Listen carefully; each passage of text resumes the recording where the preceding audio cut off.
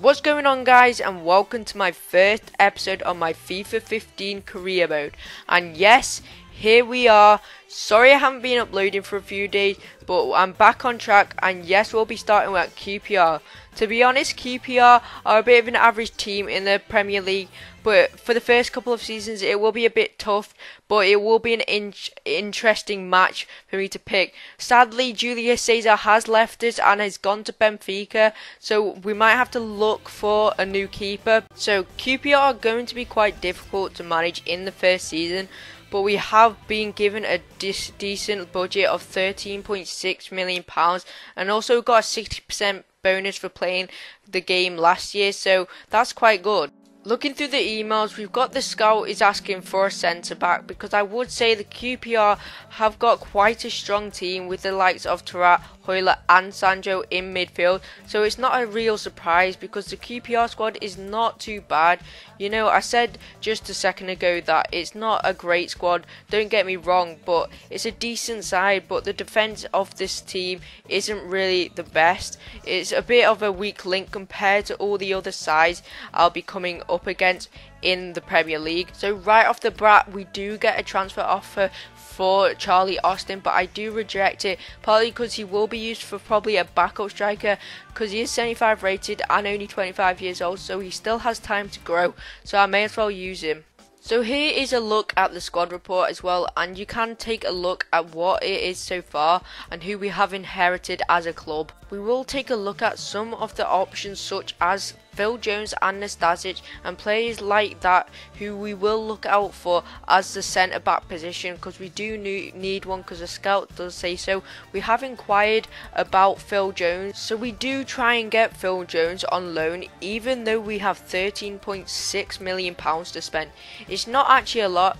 You'll be surprised to know how quickly you can get through your budget on FIFA if you've never played FIFA career mode ever before. To follow on from that, we do try and get our first buy and try and get Nastasic from Man City, partly because we really do need to seal a deal for a centre back, because we are lacking it, and even if we do get Phil Jones on loan, we still probably do need a backup centre back. So I do put in 6 million for Nastasic. I think that is a good price to put him, because it's not too high but it's not too low, so hopefully Man City will accept the deal. Manchester City and Manuel Pellegrini accepted the £6 million deal for Nastasic, what in my opinion is a great deal, because he is 21 and 77 rated as a player. Even though we got a great deal for Nastasic, United had to inform us that they weren't prepared to loan Phil Jones to us, but they were prepared to sell him for 9 million, but I knew at that point I had to stop the negotiations there,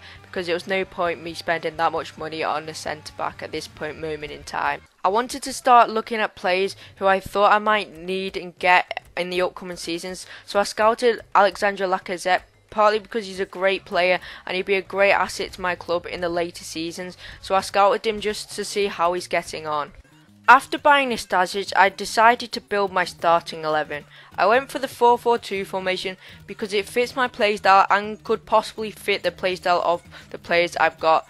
So I will just have to change it around and experiment with the formation. I knew I still had money left over, so I went for a striker because I saw in my starting 11 that I didn't have many good strikers apart from Fer, so I went with putting in an offer for Berahino, who plays for West Brom, and he's young and has a lot of talent. So in the end I put in a bid for £2,500 million, so it was a bit on the cheap side, but you just don't know what is going to happen, so I was just waiting and seeing what I could get. So £13.6 million at the start is pretty decent. Believe me, your budget will run down very quickly, as it has with me buying Nastasic and hopefully sealing that transfer with Berahino. So it is always good to loan out some players so it keeps your wages down, such as the following players as Donaldson, because he is a centre back and he is only young because he is 19, but he won't be useful and I don't think he will be playing in my squad at the minute, so it's always good for him to get loaned and loan out. West Brom did finally come back to me about the inquiry with Berahino, and they did tell me to up my offer to 5 million, and I thought they would, but I did put it at halfway to £4.5 million was, so hopefully they would accept it, and eventually they do accept it. All I needed now was Berahino to accept my contract offer, and he would be mine and he would be in the team. Like I said before, he will become a really talented player in the upcoming season, but now we have one pre-season friendly. I'm not going to play them because they don't mean anything, so I'm just going to sim them. But we are playing against Paderborn for our first match, and we do demolish them 4-0. So at this point we do get an email from West Brom saying that Berahino has accepted the offer, so all we need to do is accept it. So we did, and now he's welcome to our club. So after the transfer offer went through with Berahino, I decided to do my finishing touches to my starting 11, and I've looked at it and I do think it's quite a decent side, and it is quite a strong side. Seeing as though I still have a bit of money, I might be able to either loan someone or buy another player, but for now I am pretty happy with my squad and I'm ready for the next upcoming match. So without further ado, we get on to our second match to sim and see how well we do.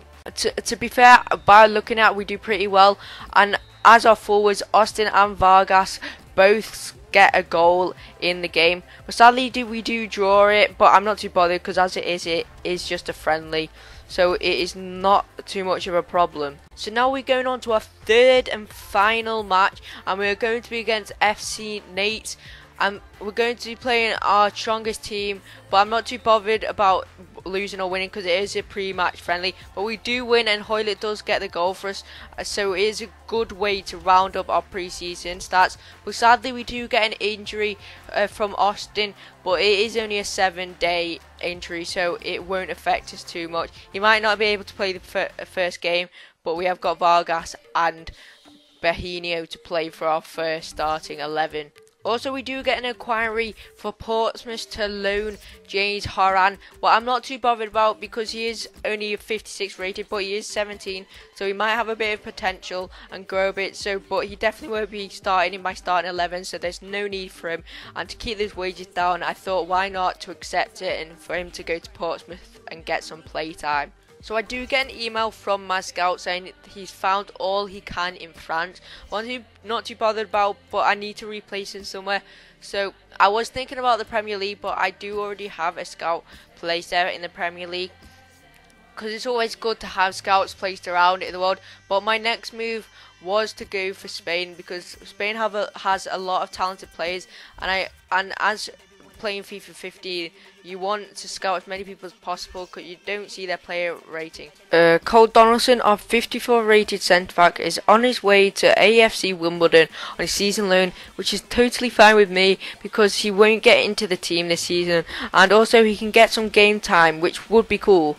To follow on from that, we get another transfer offer for Ben Patty to go for a season loan to Yeovil Town. Well, I'm not too bothered about because he is a striker, so he won't get into the team, partly because he's only 51 rated and 17 years of age, so he has got time to grow, but he won't come up against the likes of Berahino, Vargas and Austin, so there's no point of him staying in the club. And as well, we are on a tight budget as QPR, so getting rid of the players I don't need is better, so we can keep the wages down again and so we don't lose money. So again, we get another transfer offer from Morecambe for Joe Lumley to go to for a season loan. I'm not too bothered, but it is kind of a gamble because I think I've only got one keeper now who is green, so I've got to be careful so he doesn't get injured. But apart from that, I'm pretty happy with what has happened through this episode and how we've dealt with players who I won't need. So anyway, thank you very much for watching this episode. This is the end of the episode and the very first episode. Thank you very much for watching. I really do appreciate it. If you can leave a like, please do so. If you want more career mode like this, put a comment down below and I will be doing a game next episode.